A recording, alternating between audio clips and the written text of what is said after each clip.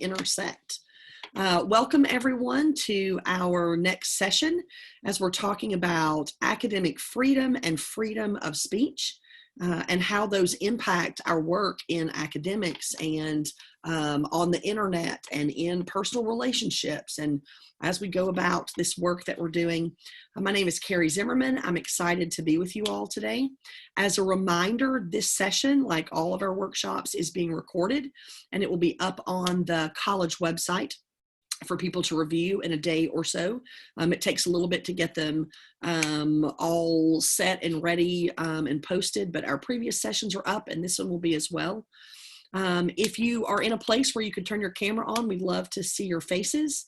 We hope this will be an interactive, conversant dialogue so we can talk about things happening in the world and on campus. So if you're in a space you can do that, we would love it. If not, we understand. I invite you to participate in whatever way is comfortable for you. If you want to chat, do that. You have the power to mute and unmute yourself. We'd love to hear your voices and get your perspective. There will, I'm going to talk a little bit at the beginning and there will be some time for us to have some dialogue about what we're seeing in terms of freedom of speech and academic freedom and where those come into play on campus. So as we continue our week and conversations around equity and inclusion and justice, we want to make sure that everyone feels welcomed, that we understand and recognize that we are all on this journey together. We are all figuring out what it means to be a person living in community, working together, growing as a professional together. And so wherever you are in your own personal conversation and journey, we're glad that you have joined us. We want to have all of our conversations with respect. We want to listen to one another with an ear to understand different perspectives.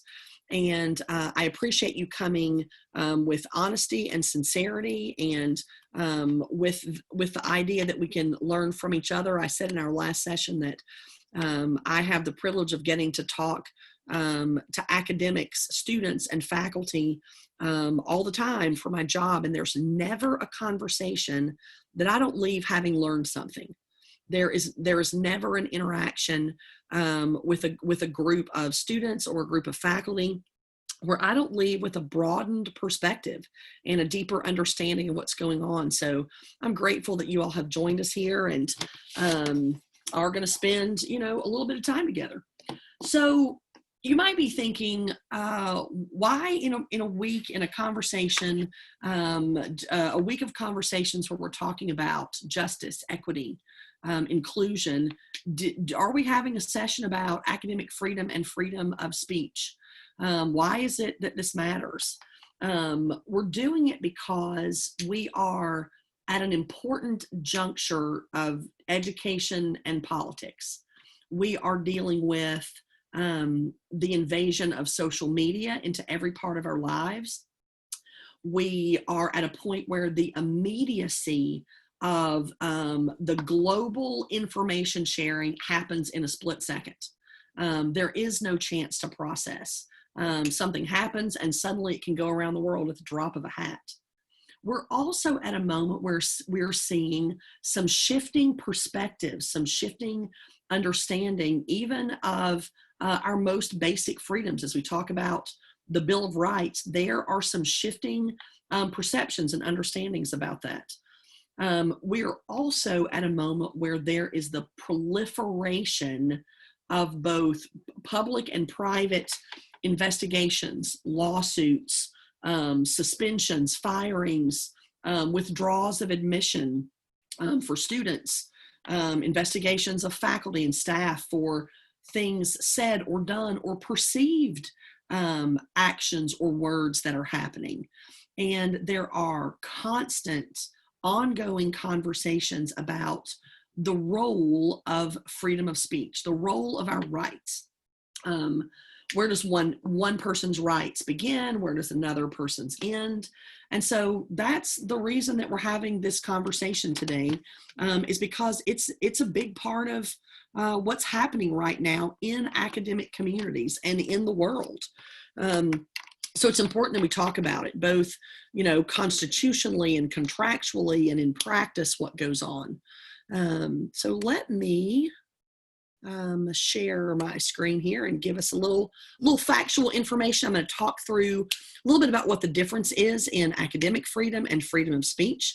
We're going to talk about some statistics and some data that I think is really interesting in terms of what people value, whether they are valuing an inclusive community more or the protection of individual rights more. And I think that's what's really going to get into our conversation about how we begin to navigate this. So let me get our screen up here. Oh, I had it too low, too many things open. All right. Again, thanks for spending an hour this morning with us. All right. Academic freedom, freedom of speech. There is absolutely a difference between these two. Sometimes they overlap, sometimes they don't. And as we think through where we fall in all of this, where we think through what happens, let's talk about what the difference is. So freedom of speech is guaranteed to us in the First Amendment, in the Constitution. The first of the Bill of Rights talks about the enumerated rights that we have. And we often talk about the First Amendment as the most precious. It's the one that we cling on to. It's the one that is the very foundation of our democracy. As educators, we talk a lot about academic freedom and what that means. And so thinking about what it is to have this sense of freedom and ability to inquire, to build knowledge, to dig deep into our academic areas. And so as we talk about this First Amendment right, we're gonna do a little technical jargon here at the beginning before we get into the dialogue part of it. So the text of the First Amendment to the Constitution, it starts with Congress shall make no law. If you were like me, you learned a lot of constitutional preamble information from watching Schoolhouse Rock. That was where I learned how a bill became a law. And, in middle school, and we had to memorize the preamble to the Constitution. I just played that little song in my head the whole time, We the People. And so it starts with Congress shall make no law abridging the freedom of speech. And so in that, there's no explicit mention of academic freedom, but within the court system throughout our 200 and some odd years of being a country, there have been multiple court cases, including up into the U.S. Supreme Court, that have concluded that there is a constitutional right to academic freedom, at least in some instances. And that this comes from our American right of freedom of speech in the Constitution. And so this idea of freedom of speech, academic freedom, they really are woven together. As faculty, the idea of freedom of speech is talked about a lot. Academic freedom is a core principle in terms of what it means to get to the heart of an issue, to talk about truth, to think through, where we are and what we're doing as people, as educators. So consistent with this idea of the First Amendment, those of us in the academic community, whether students or faculty or staff, we're free to express our thoughts, our opinions, our ideas without fear of restraint, or unless there have been some barriers put in place to stop that, and we're going to get to them. There is a difference in what happens at a state institution and what can happen at a private institution. So a state college has a different set of parameters than a private school does in terms of thinking about what they do. So Kansas State, obviously a state institution, land grant institution. We're going to be talking mostly about what happens at state institutions, although some of the examples that we're going to talk about are taking place on private college campuses. Our commitment to speech and expression is increasingly coming into question. It's increasingly complex. It also can no longer be taken for granted. So here are some of the complexities that are coming up, some of the tensions that are arising as we think about just this simple, we ought to be able to claim, oh, we have freedom of speech. That ought to be just a simple freedom of speech. But we are now on college campuses responsible for multiple spaces and places, both indoor, outdoor, public halls, auditoriums, private offices, residences. College campuses can have private residences. Students live there. We are also now engaging in a very new, very public social media, internet realm that was not in anyone's brain when the Constitution was written, when the Bill of Rights was put into place. There was no thought of virtual communication. There was no thought of the permanence of something being on the internet. There was no thought of video. There was no consideration that what you might say would be recorded and would be around in perpetuity. That was outside the realm of what our experience was. Another complex part of thinking about freedom of speech on a campus is that our communities are both permanent and transient. There are what we might call some permanent members of the community, administration, faculty, that are there year after year, generation after generation. And we have students who come and go. They are there for a season. They are there for a moment in time. Some of them are there for 4, 5, 6 years. Some maybe they're only a semester. And so even in thinking about how do we explain what our expectations are, how do we set up common ground, we are also bringing together people from every state in the union, from multiple countries around the world. There are very different understandings about rights depending on where you come from in the world. And so as a college campus, we have this responsibility to set expectations and to be able to operate in a community where everyone has the same rights. Some other difficulties about talking about freedom of speech and the First Amendment is that we have multiple purposes as a university. One of the purposes is to educate students.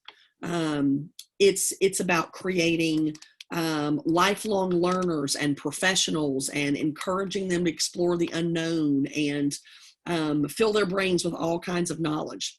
But also, as faculty, it's about adding new knowledge and information to the academy. It's about exploration. It's about research.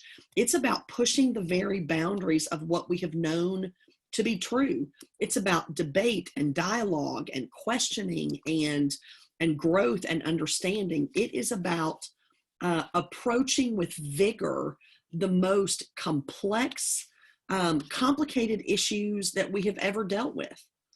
And across the realm of the university, you have people both studying for professional degrees and people who are working on liberal arts education. And you have people that are working toward postdoctoral research and incoming freshmen. We have large communities of staff, everything from hourly workers to highly paid endowed faculty chairs and administrators who answer to board of trustees. Also on a lot of our campuses, Kansas State included, it's residential. We're also talking about people's homes.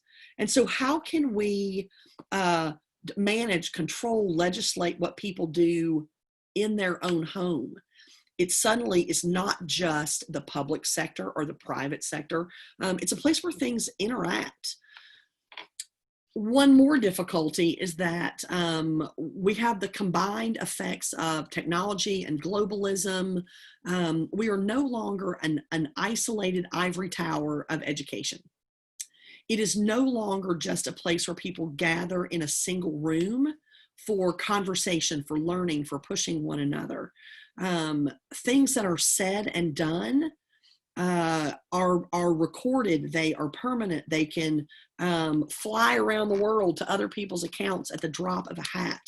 And that can add pressure, that can shift how comfortable or safe people feel in having conversations. We also, in recent times, we've become more and more responsible for navigating the idea of different identities.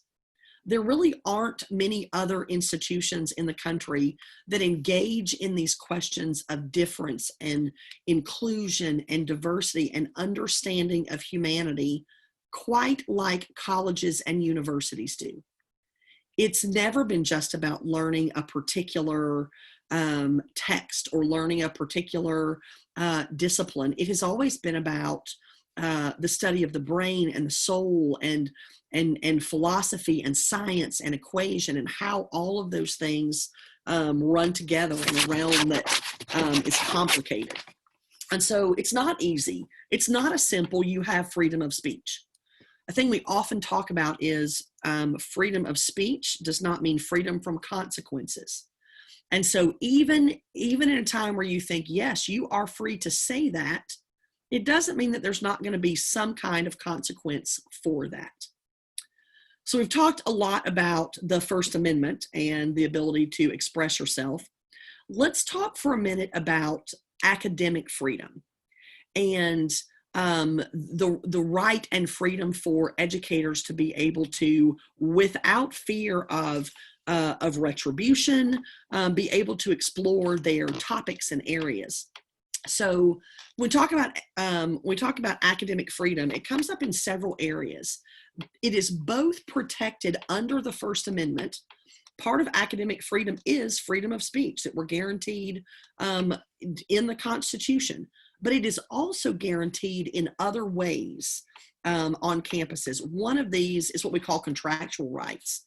And this is where in the establishment of a university, there are institutional rules and regulations. It can include anything from, faculty handbooks to the actual contract that faculty signed, to a collective bargaining agreement that unionized faculty may have. But academic freedom rights are often explicitly written down. They are in contracts, and those are legally binding.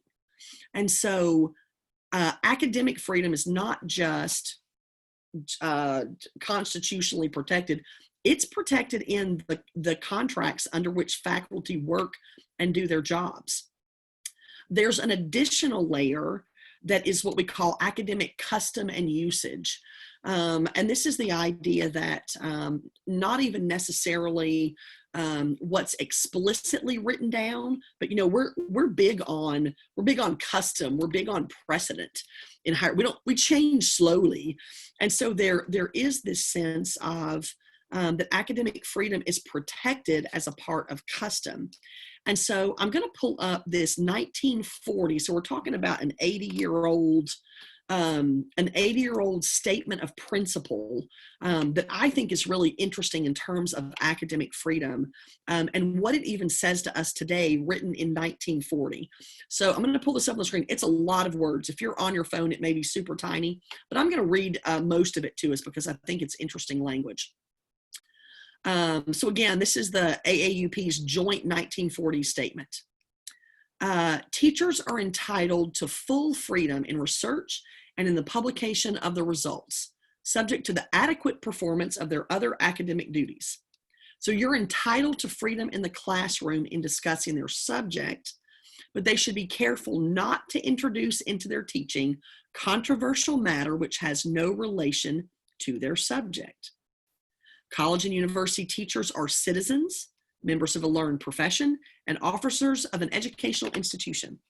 When they speak or write as citizens, so not as part of their job, but as citizens, they should be free from institutional censorship or discipline, but their special position in the community imposes special obligations.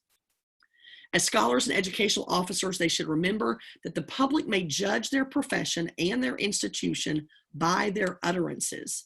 Hence, they should at all times be accurate, should exercise appropriate restraint, and should show respect for the opinions of others, and should make every effort to indicate that they are not speaking for the institution. So this was written in the 40s. This to me is a really fascinating concept written that could be written about right now in terms of public use. Are you speaking for the institution? Are you not? Are you on your private social media account? Is it something that you said in the classroom? And one of the pieces that was most interesting to me in that was, you can say whatever you want if it's about your subject. But if you are bringing up subjects outside of that, well, there could be questions about that. And I think as we move forward in this conversation and talk about some specific examples that have happened this summer, or happening right now at institutions around the country, it often comes down to, where was the comment made? In what format? How was the information shared? So it gets really complex.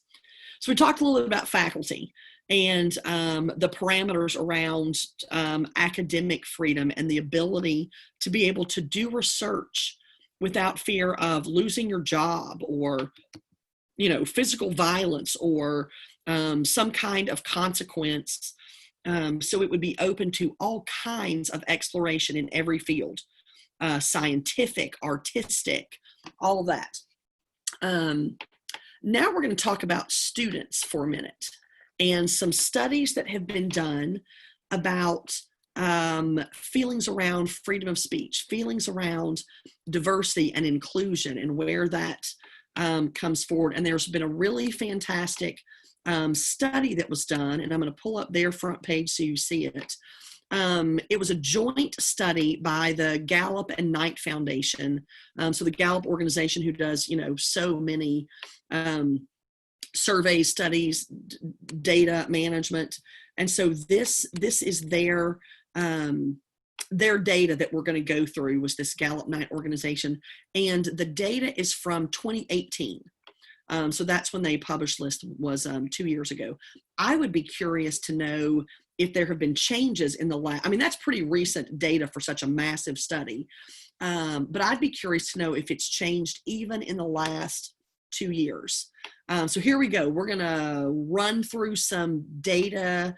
And I want you to think through, as we go through each of these, I think it's about 4 slides. Think about if you agree or disagree with the numbers, if it fits with your experience, with the people you're in class with your colleagues, if it makes sense to what you think. All right, so here we go. This first question that we're going to talk about is, college students said both free speech and an inclusive society are highly important to democracy. And so there were 4 options. The question was, how important do you consider each of the following to be in our democracy? Protecting citizens' free speech rights, or promoting an inclusive society that is welcoming of diverse groups. In both cases, it's, into the 80 percentile that believe it's either extremely important or moderately important. So 56 and 52% thinking, that both are extremely important. So that's the vast majority of people. 10% thought it's only moderately important to protect free speech. 14% think it's only moderately important to promote an inclusive society. And then we had 1% saying it's not that important to protect free speech, and 2% saying not that important to promote an inclusive society. Okay, so that's our first question. Most people saying yes, both these things are important. And they had the option, they didn't have to choose between them. We're going to get to where they have to choose between them in a minute. Here's where they choose. If you had to choose which is more important, so I wish they had used a color that was a little more differentiated, but the top number, if your screen is off, is a blue, and the bottom scale is a green. So the blue percentage, the top one in every category, is the people who would choose diverse and inclusive society. The green numbers are about protecting free speech and which is most important. So these are current college students. So if you had to choose among all participants, and I think they had like 4,800 responses from all over the country, current undergrads, 53% said a diverse and inclusive community is more important if I had to choose. 46% said protecting free speech rights. It gets more interesting to me when we then divide by some demographics. And so if you look at men, there's a large statistical difference. Men were much more likely to say protecting free speech is most important, from 61% down to 39% who chose promoting a diverse, inclusive society. It's almost an identical flip when you ask women. 64% said, nope, diverse and inclusive society. 35% said protecting free speech. One of the problems of this big survey is that there were the categories of demographics were less broad than I would like for them to have been. I would like to have seen gender fluid, gender nonconformity. I wish we'd had some, non-binary option in terms of gender. Also, the racial breakdown was much more complex than we see on this graph. But the stark difference was between Black and white. And so that's what they pulled out of this. And so it was a more even number for whites. 52% thought protecting free speech. A slightly smaller number thought a diverse and inclusive society. Among Black students, 68% valued having a diverse and inclusive society over protecting free speech. Look at the political parties in the second column. Independents almost right down the line, which is maybe why they have chosen to stay independent and not taken a side between our two-party Democrat-Republican system. Again, Democrats and Republicans, almost an exact inversion of which is more important. 66% saying promoting inclusivity, most important.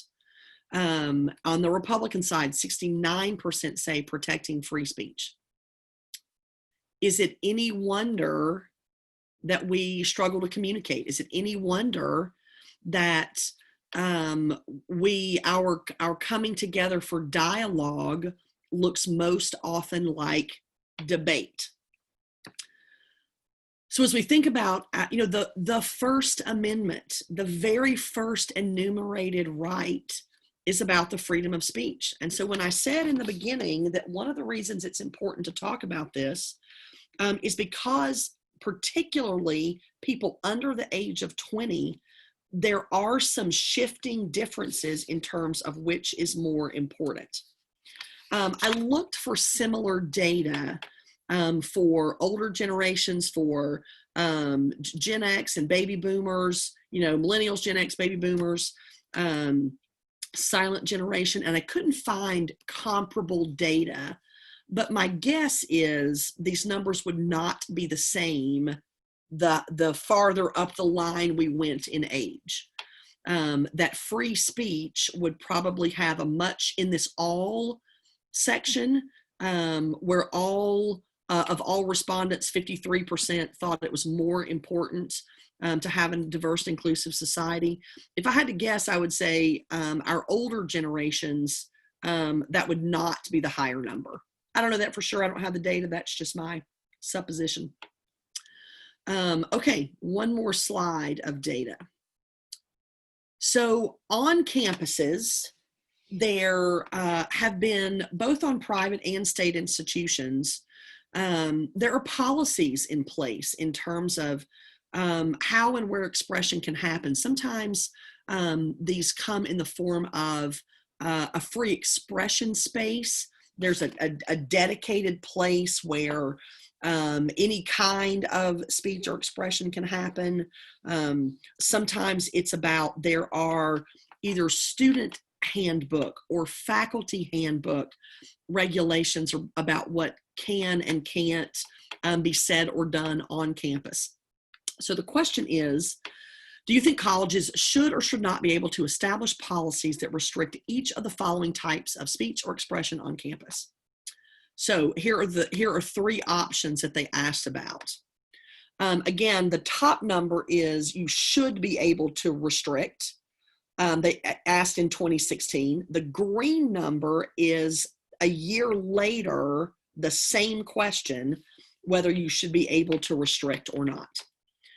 So, using slurs or other language that's intentionally offensive to certain groups. The number went up from 2016 to 2017, which is why I said I wish we had 2019 data. And who knows what any data from 2020 is going to look like anywhere. I feel like all records, all data, all experiences from 2020 in any field, sports, art, medicine, science, are going to have an asterisk beside them because of the weirdness of this year. But it went up 4 percentage points.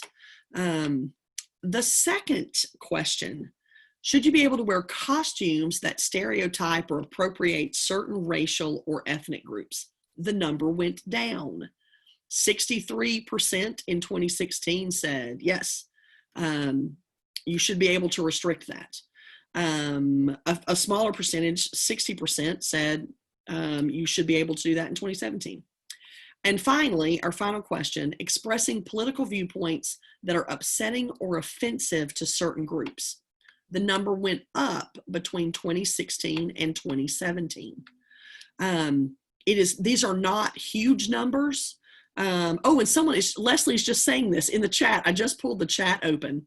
Yeah, between the year, there's not a significant statistical difference between the 2 years.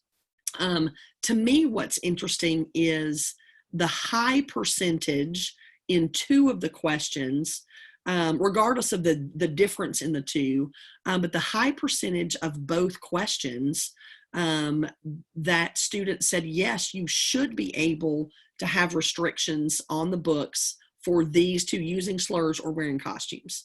High 60s, low 60s. Then we get down to this third question. It's a much smaller group that says it's okay to limit expressing viewpoints, political viewpoints that are offensive to groups. So having seen, there's one more. Let me get to this final slide of statistics, and then I want to talk about these for a minute and what your perception is. Okay, final stats. We're talking about, again, 2 years, and again, not a huge statistical difference between the 2 of them, but just looking at the numbers, the preferred type of campus environment, both 2016 and 2017, in the 20 percentile, wanted a positive environment that prohibited certain types of speech. So under a third. 2/3, 3/4 in those same years wanted an open learning environment that would allow for offensive speech. So thinking through this set of statistics, what stands out to you? What do you notice? What thoughts were running through your mind as you saw these? Any questions or something you agree with, disagree with, surprised by? Any comment whatsoever?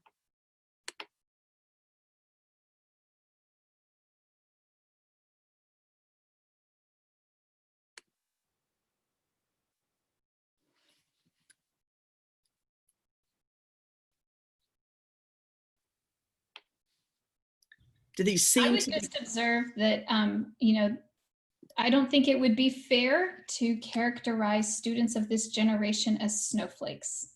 based on their willingness to, be open to controversial political statements. I don't think you could make the across the board characterization that they are snowflakes. Interesting, yeah.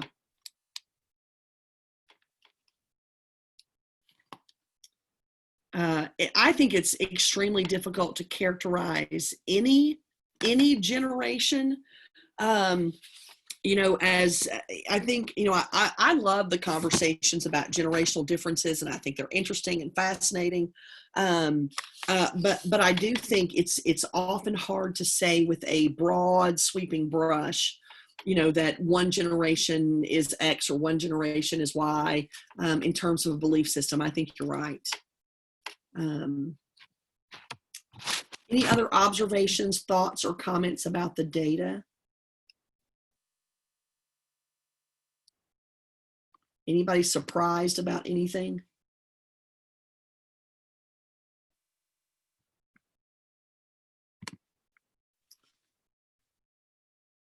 Oh, here's a good question. When we say costume, are we also talking about international clothing specific to a particular nationality? So in reading through the full data set and reading through all the questions, and I may be inferring this, it seemed like the question, because it was in a series of questions, was talking about things like theme parties and Halloween costumes. So yes, everything from, whether it's offensive based on gender or nationality. I think they were talking about any kind of costume, Barbara. Yeah.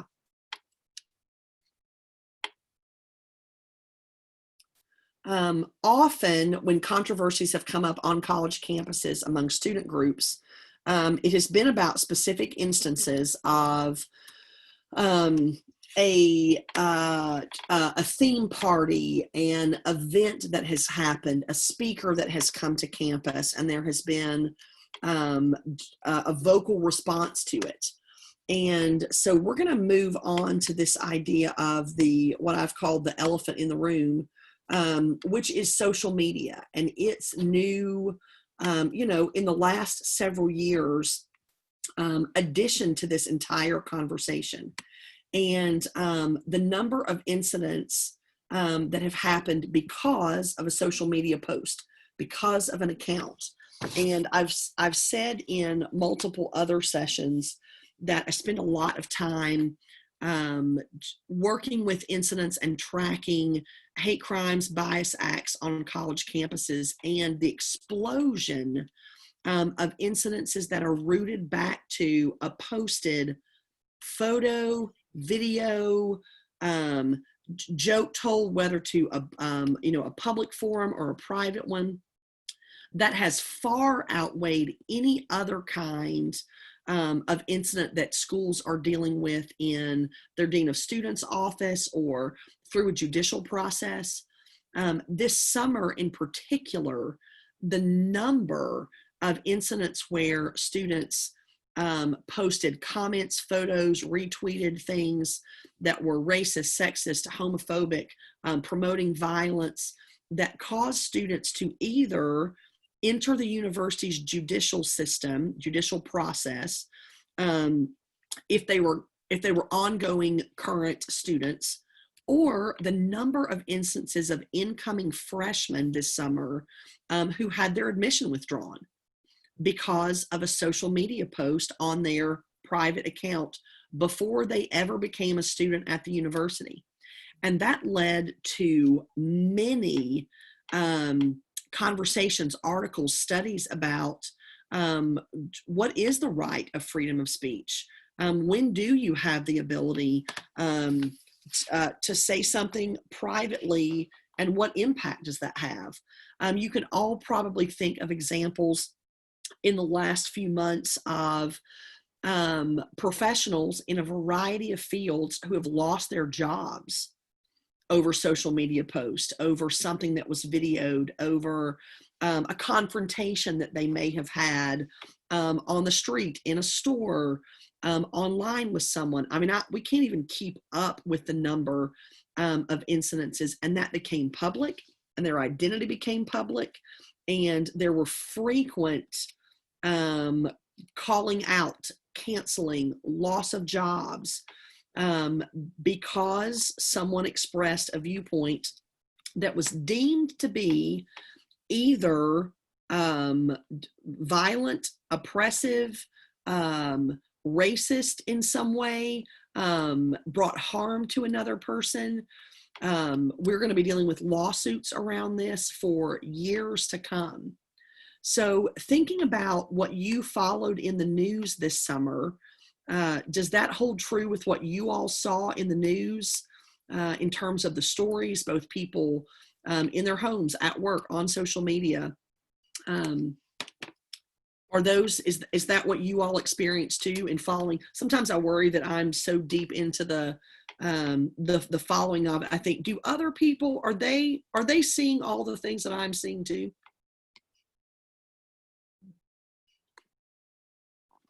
Yeah, I'm seeing some head nods. All right, let's talk about campus interaction and how we think about what we do on campus and where our role is. And there's some things I want us to consider and look at. Here is a list. So in thinking about freedom of speech, in thinking about academic freedom and your ability to interact, say what you want, do what you want without, fear of consequence or bad grade or losing your job or getting thrown out of an organization. So things to consider are use of university-owned computers and emails. If you were on a university account, on a university piece of equipment, on a university network, there are rules around that.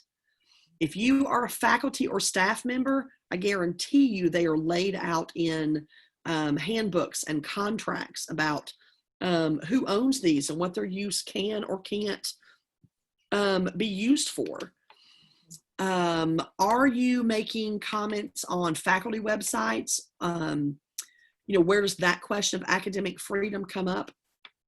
Often faculty are given space on university websites for personal websites, posting of research, a place to share the work that you're doing or talk about what's happening. Who owns that? Can you be called out? Can you be brought to task for what you say on your site, but that's a part of the larger university website? Another thing to consider is, are you speaking on a university or departmental account, or is it on your own account? That's a question. Are you speaking for the institution? Is it viewed that way? Or are you speaking on your personal social media account? Is it your own, and what kind of consequences might come from that? We already talked about some of the shifting dynamics and cultural understanding around this idea of inclusion and diversity and equity and justice. And there were many employees in fields running the gamut this summer where comments they had made in the past came up years ago, posts, jokes, likes, comments, that it didn't take long for somebody to dig back into somebody's Twitter feed or, Instagram account, and what was seen as acceptable 6 months ago or 8 years ago no longer is. And so people have been held accountable for incidents from just a few months ago, 2 years ago. We had a spate this summer of uncovered blackface photographs of government officials. Both the government and the governor and the Attorney General of Virginia, had yearbook photos of them in blackface at fraternity parties, and photographs of people in a Klan robe as a Halloween costume. And, questions are raised about how far back do we go? Is something someone did 50 years ago going to cause them to be called out and shut down and loss of job, even though the next 50 years of their life had been working toward equality. We're in a new realm of accessibility of information. And we have often said to students, remember, what you post is forever, and go back through your accounts and look and see what pictures are up. And but as everything is digitized and available and public, these are real questions we're going to have to grapple with. And with the changing understanding of language, of words, something that someone might have said and done years ago that was deemed okay by the majority of people, now will get someone fired, loss of job. So questions that both students and faculty need to ask themselves are, where's my political activism coming into play if I'm involved politically? What about spiritual or religious involvement? Am I free to say and share those kinds of issues? Where does that come into play? And they are huge questions for us as we think about this blurred line between our public and our private lives. It didn't used to be that way. There used to be this ability to separate the two and think about that. All right, so thinking, this comes from Senior Legal Counsel Rachel Levinson, and I think this is good to look at before we move on to our discussion part of this. So she wrote some articles and really talked about and looked at thinking about what the scope of your rights are and really understanding where you can do that. And, we often talk in loving terms about education, about institutions of higher ed, and we love them and we know the cheers and it's our job and our school and our alma maters and our degrees are from there and we wear the colors and are super loyal. But there's another side to that. It's also a business. It's an investment. It's your career. It may be your future. And so as much as we would want to think that everyone has everybody else's best intentions at heart, as much as we want to think that, no, we're a community. At K-State, the phrase family is used a lot. And thinking through and understanding what system you're working within is important. And so, the first question really is, are you knowing that not all of you are going to be at a state institution forever, but right now, are you a public institution? If yes, then the First Amendment applies, except in some places where the law is still a little bit unsettled, unless within your college or department, they have said these things are out of bounds, these things aren't allowed. Look at both your faculty handbook and your student handbook. They really will define what your rights are, where things can be said and done and how that comes about. Also looking at, has your college or institution had conversations, done work? Have they restricted or confined areas in which people can share and talk? A lot of places have free speech areas. And so they have other places where they've said they're lawfully restricted, both physical spaces and computer systems, online living and being. So if they have done that, is it in writing? Is it clear? Is it consistent? Would it hold up in a court of law? LaBarbara has posted a really great question more about the blurring of lines. People are working from home now. Like, this is my office, it's my den, this is my space. And so, again, whose equipment are you using? What room are you in? What's viewed behind you? And the regulations and the laws have not caught up to this. They have not caught up to both technology, and they've certainly not caught up to the current pandemic. All right, here are her last two of her 5 things to think about. if something comes into question, really thinking about, was the speech related to the internal administration of the university, or was it an academic issue? Do you have the freedom? Do you feel free to question the governance of your institution? Or is your argument, are you being questioned about something in your academic field, and the way an idea was expressed and the way that you went about navigating your classroom? Which brings us to the final one for faculty. Like, was the conduct germane to the subject matter? That's part of the legal language.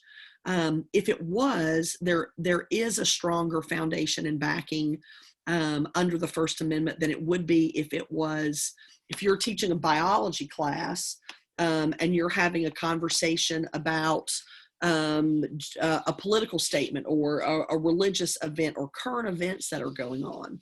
And so those are things to think about. For students, I think what's most important is understanding, what are your rights? Where can you speak? Where are you protected? What can be done if someone reports a post that you make? Or where do you feel safe and have support reporting an incident and getting proper due process when you have been on the receiving end of language or an incident or a hate crime, a bias act that falls outside of protected speech? So again, these become difficult things to talk about and think about, which moves us to the most important question, which is the what now? So we know it's complicated. We know we're talking about both our constitutional rights. We're talking about the contracts under which we work. And students, whether you think about it this way or not, you also are learning under a contract. Your admission to the university, your payment of tuition, your signing of both honor codes and acceptance, the contract under which you get your degree is a legally binding contract. It means the university can't change up on you in your 5th year and say, I'm sorry, you now need 82 more hours before we grant a degree. When you come into the university, your degree plan is a contract. And so thinking about where that can happen. So part of the reason that we are having this conversation is because of the many, many instances of where both faculty and students have faced severe consequences or have been deeply hurt, damaged, oppressed because of an incident that happened. So the question that I have for you all that I want us to spend our last time talking about is, where do you see this coming at play in your work and in your study? What concerns do you have? I'll give you one final example and then open the floor.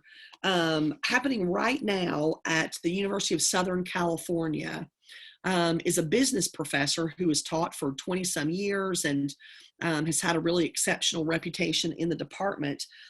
I said business professor, he's a communication professor teaching a class on business communication. And he spends a lot of time talking about cultural differences and how students are able to navigate cross-culturally, everything from handshakes and level of formality and dress and how people should address one another and using honorifics or first names and what's polite or not in terms of food and joking and all of that. So in his communication class, it's an example he has used for a long time. He's talking about filler words. In English, it would be things like like, and how every language has these. And so he goes through 2 or 3 different languages. He also lived and taught at a Beijing university for several years. And so one of the examples he uses is in Mandarin. It's in Chinese. And the filler word, when said in English, sounds much too close to the racial N-word slur in English. And so in his class, in giving multiple language examples, he said this Mandarin example multiple times, and just auditorily hearing it, it sounded way too close to him saying the N word 3 or 4 times in a row. He went on with the class. Again, he's done this many, many times. In this class, this fall, someone both recorded that portion, because the classes are all recorded now too. And so they recorded that. Someone took a video grab of that portion and was highly offended by the language and what it sounded like, and reported it. And it went up through the process. It went through the department chair and the dean, and they, started the investigation. But prior to even the in-depth investigation, the faculty member was put on administrative leave and was then suspended as the conversation went on. And it turned into, and is still going on, multiple voices on all sides, both defending him and agreeing with the group of students who felt like he was creating a hostile learning environment by the language that he used, by his pronunciation, by what he said. And it is costing hundreds of thousands of dollars in attorney's fees, and reputations are at stake, and students have been hurt, and learning has come to a screeching halt.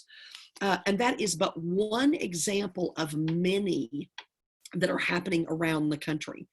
And I have heard from numerous faculty members in every discipline you can imagine, having added fear about virtual learning and recorded sessions, because what they say could be taken out of context. A sentence out of a much larger, deeper conversation without any context can be recorded, filmed, posted without a way to explain or put into context what's happening. So I now ask you the question, in thinking about protection of both freedom of speech and academic freedom and open discussion and learning, what fears or concerns do you all have? Where do you see this playing out?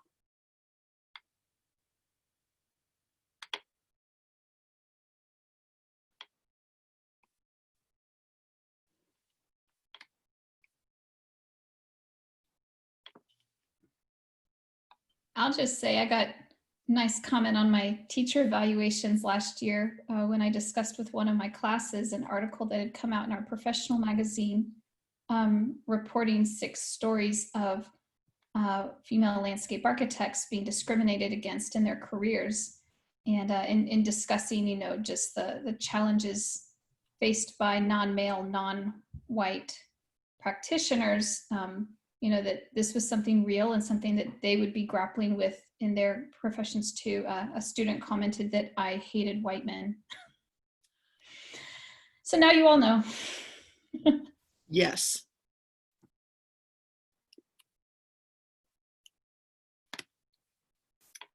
And evaluations become powerful tools in some ways. Yeah.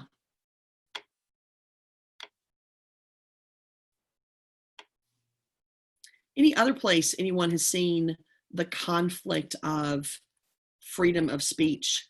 Any fear you have about what you see happening? Anything at all about the broadness of this?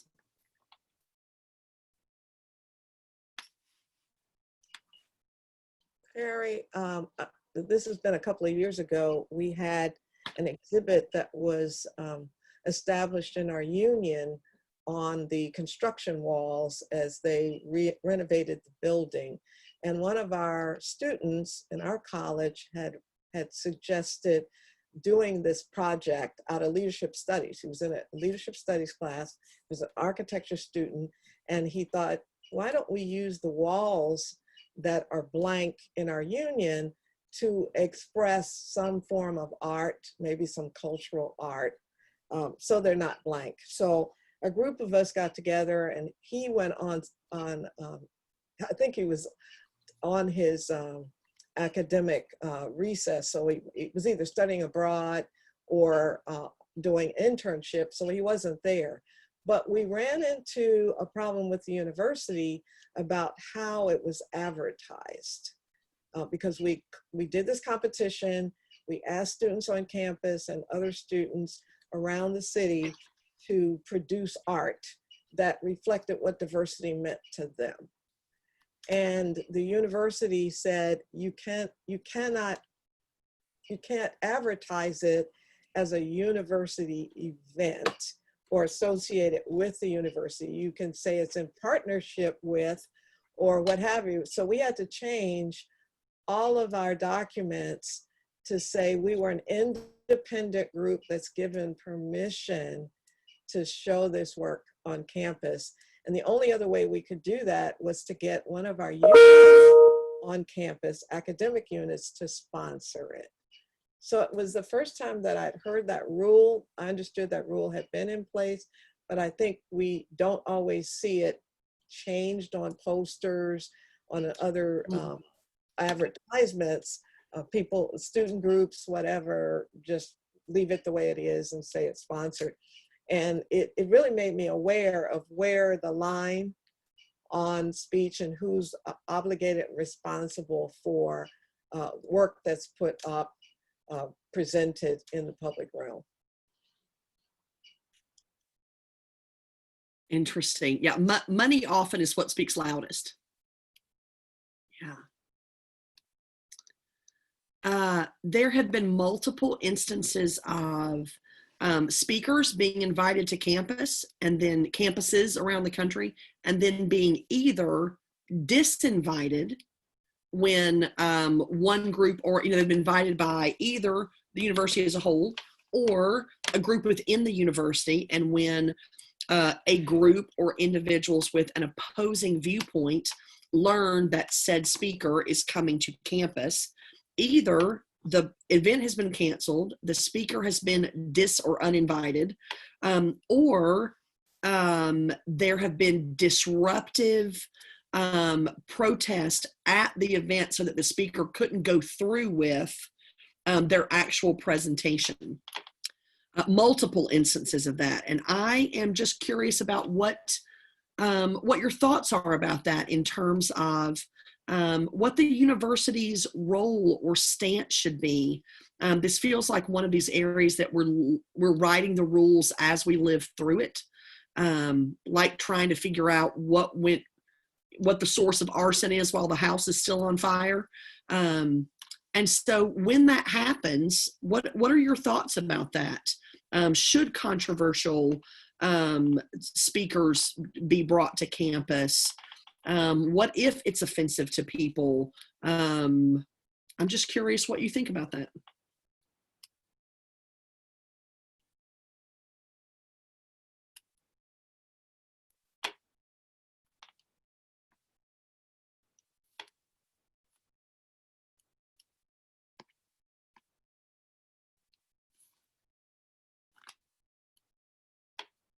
Would you be okay if a known Nazi leader came to give a speech on your campus?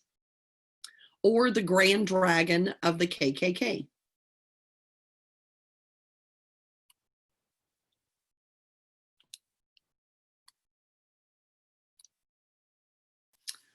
What about a speaker who is a Holocaust denier and is coming to give a presentation with his or her historical facts that the Holocaust was a hoax and didn't actually happen? I'm not sure how related it is, but at that point, I feel like inviting somebody with those particular viewpoints would just be a bad reflection on the university as a whole. I don't think you're wrong. I didn't make up any of those three examples. Those are all speakers that have been invited to speak on campus at state institutions in the last 5 years. And sometimes it was, in those three instances specifically, it was not the university as a whole, it was a group within the university. It was either a student organization or it was a particular department. And often a speaker like that was brought in alongside someone else to offer an opposing viewpoint. And so it would be as part of a panel or 2 or 3 people together. We've so often, I mean, those are extreme examples, even though they are factual and actually happened.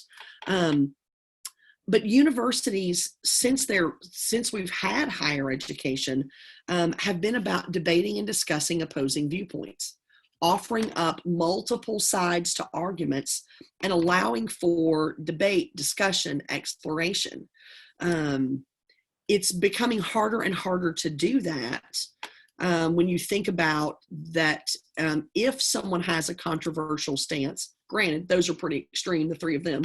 But if it's a controversial stance, whether we're talking about abortion or voting rights or religion, multiple things are deeply personal to people, and so they have strong reactions. Do you think universities are still the place to both fund, support, and bring onto campus viewpoints that maybe the majority doesn't agree with? Even if, as you said, John, it may not be a good reflection on the university. Where's the academic obligation of that?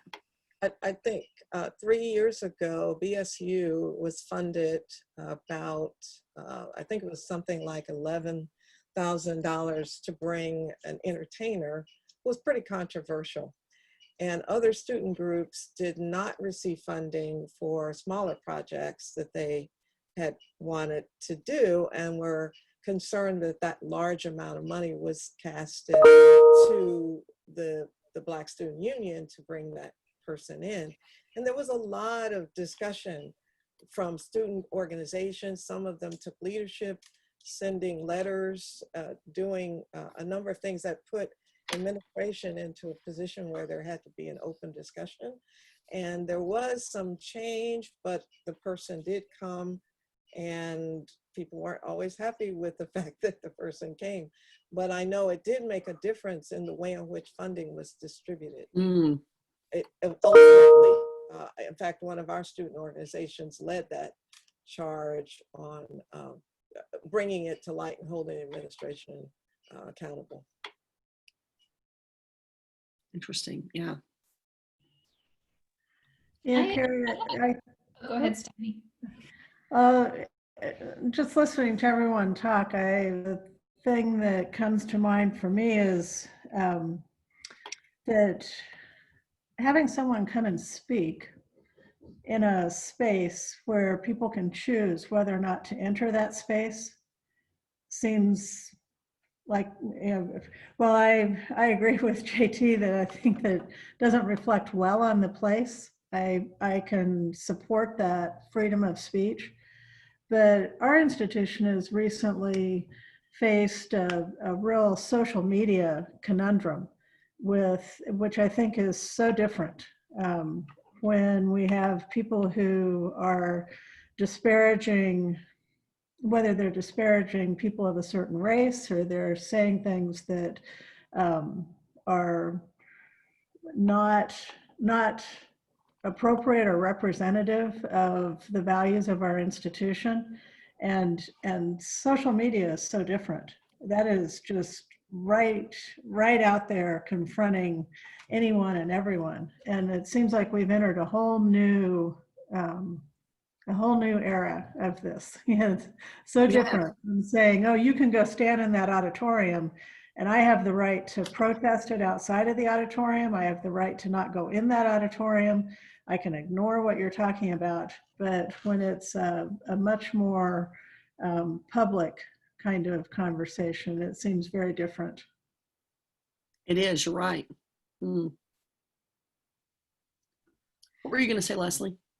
I was just going to add that I feel like it's complicated because, right now, like, a terrible thing to level at an academic institution is being closed-minded or being closed off to different ideas or that the professoriate has this agenda of like making young, impressionable minds liberal. And so, in response to that, it feels like the only response is, oh no, well, we'll let whoever come in and speak here. That's how open we are. And at the same time, it just feels like there's a little bit of an abuse going on with that. At an academic institution, there is a good faith expectation that if you are going to present an idea or a conclusion, that it should either, follow some sort of reason structure or be based on fact. And if you want to come in and propose something controversial based on reason or fact, okay, fine. If you are going to come, though, and present ideas not within that, that's breaking a good faith agreement, I feel like, and also taking advantage of coming to a university and maybe gaining legitimacy by being invited here that you have not earned. So I feel like universities are so worried about being perceived as limiting speech or being closed off to ideas that they're also missing out on not upholding standards that I think are fundamental to academia, but also not protecting themselves from being used by groups who are seeking to gain legitimacy that they haven't earned.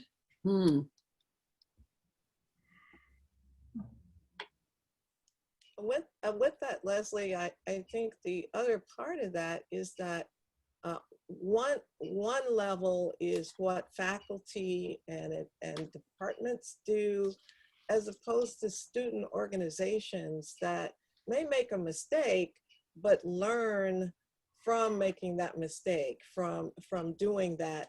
And that I hope, and I do see that BSU has changed their position a little bit about bringing in individuals that might be terribly controversial. Each year of a generation of students that are coming in, we're seeing their attitude about protests changing this year and a number of things. So I think the other part of that is, in the institution, are we using the opportunity to teach and to mentor our students when they do make mistakes, and it may not even be a mistake, it just may be bad judgment, and having them understand when it makes sense or does not make sense to make that decision.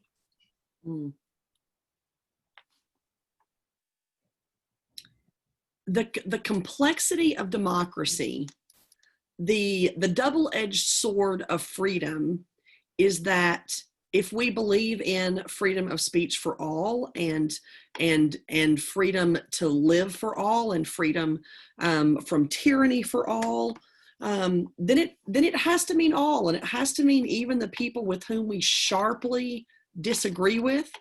It has to mean even, and I'm talking on a national level, not an institutional level.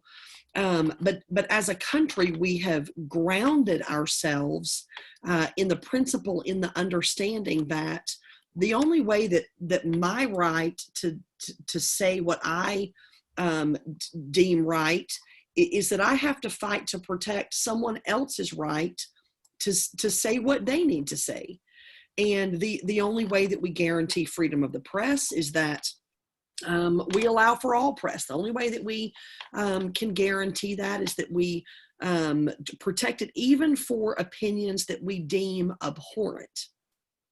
The complexity of that is when it shifts from a statement, a viewpoint, to an oppression of another person's right to live and be and have safety and be a full member of the community. And that has become a fuzzy line. I would want to think that, everyone is working under the same parameters of respect and adherence to the same set of rules, but we are a dynamic, complex community. And not everyone is working under the same rules. Not everyone is playing by the same set of standards. And so it is on us, I think, particularly as members of educational communities, as faculty, as staff, as students, to think about how do we both protect our constitutional right of expression without limiting someone else's right to live, right to be safe, right to thrive, right to progress. And sometimes those two things are at odds. And, you know, if we lived in a country where we dictated beliefs and processes and limited viewpoints, then we wouldn't have these complicated issues, but we do. The outcome of our democracy, the outcome of our very freedom, is that it can be hurtful, it can be painful, it can be violent, because not everyone is in agreement or is going to be. And so as an institution, as a department, as a program, as educators, as leaders, the onus is really on us to do what you all have talked about in terms of giving space to learn, giving space to make mistakes, setting standards high, saying this is what we expect as a community. Sometimes it turns into a legal battle. Sometimes as employees, and this will be true whether you are working at an institution or at a firm or own your own business, sometimes a line has to be drawn in the sand about whether you will continue to work within the system that you are a part of, whatever rules have been put into place, or whether you're willing to risk your job, your position, your degree, your business, for an issue that's more important to you than what you might risk to lose. And so as we talk about these very freedoms, our very ability to be a democratic republic, to vote, to select leaders that are going to make decisions for us, it comes back to individual responsibility. And how invested are we? And are we willing to get our hands dirty and work and think about what the issues are? I think it's incredibly complicated. I wish that we were working under an umbrella of respect and offering dignity to all people, but that's not important to everyone. And so I myself deeply grapple with these questions of wanting to defend everyone's right